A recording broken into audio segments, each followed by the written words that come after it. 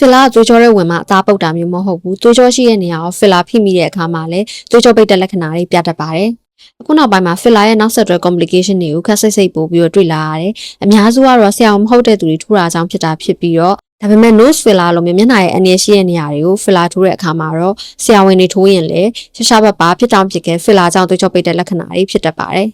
filler ထိုးခံတဲ့သူအများစုကပုံမှန်ဆိုရင်လည်းဒီလိုမျိုးရောင်တက်တာပဲဆိုပြီးတော့ဆရာဝန်ကလည်းပြန်မပြောပဲပေါ်ဆဆနဲ့ထားလိုက်ကြတာမျိုးတွေရှိတယ်။ဒါကြောင့် filler ထိုးတာကြိုက်တတ်တဲ့သူတွေ filler ထိုးဖို့စဉ်းစားနေတဲ့သူတွေဆိုရင်တော့ဒီ filler ကြောင့်ဖြစ်တတ်တဲ့သွေးကြောပိတ်တဲ့လက္ခဏာတွေကိုသိထားဖို့လိုပါတယ်။အဲ့ဒီလိုသိထားမှသွေးကြောပိတ်တဲ့လက္ခဏာတွေဖြစ်လာတဲ့အခါမှာဆရာဝန်ကိုအမြန်ဆုံးဆက်သွယ်ပြီးတော့ကုသမှုခံယူနိုင်မှာပါ။ filler ကြောင့်ပုံမှန်ဖြစ်တတ်တာကတော့ filler မှာပါတဲ့ထုံစည်းနဲ့မတည့်လို့ allergy ဖြစ်တာရဲ့ဒီ filler ကိုခန္ဓာကိုယ်ကတုံ့ပြန်လို့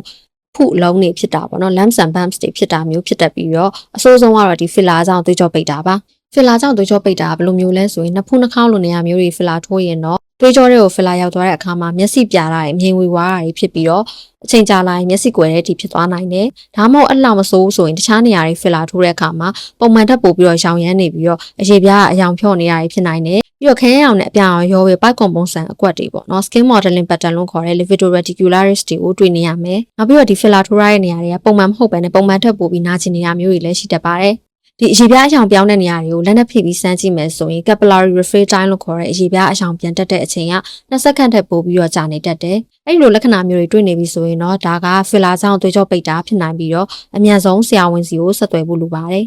ဒါပေမဲ့ကိုကဘာမှမဖြစ်တော့ပါဘူးဆိုပြီးပေါ့ဆပြီးထိုင်ထားလိုက်မယ်ဆိုရင်ချိန်ကြာလာနဲ့များအရေပြားကအယောင်ပိုရင့်လာမယ်ရေကြည်ပုတွေထပြီးတော့အနာတွေပေါက်လာမယ်ပေါ့နော်ပြီးရင်ပိုးဝင်ပြီးတော့ပြည်တယ်တဲ့အထိဖြစ်နိုင်တယ်အဲ့ဒီလိုတွေဖြစ်တဲ့အခါမှာဆရာဝန်နဲ့ပြပြီးတော့ကုသမှုခံယူပြီးရင်တော့အမာရွဆူရွားကြနိုင်ပါတယ်ဒါကြောင့်ဒီလို filler လိုမျိုးအဆက်အသွယ်ကုသမှုတွေယူရမယ်ဆိုရင်ကိုယ့်ကိုထိုးပေးမဲ့သူကဆရာဝန်ဟုတ်မဟုတ်သိထားဖို့လိုတယ်နောက်ပြီးတော့ဒီလို filler ထိုးရမယ်ဆိုရင်လည်း filler ကြောင့်ဖြစ်နိုင်တဲ့ complication တွေ side effect တွေကိုဆရာဝန်နဲ့တခြားဆွေးနွေးပြီးတော့ကိုကလက်ခံနိုင်တော့မှ filler ထိုးကြဖို့အကြံပေးချင်ပါတယ်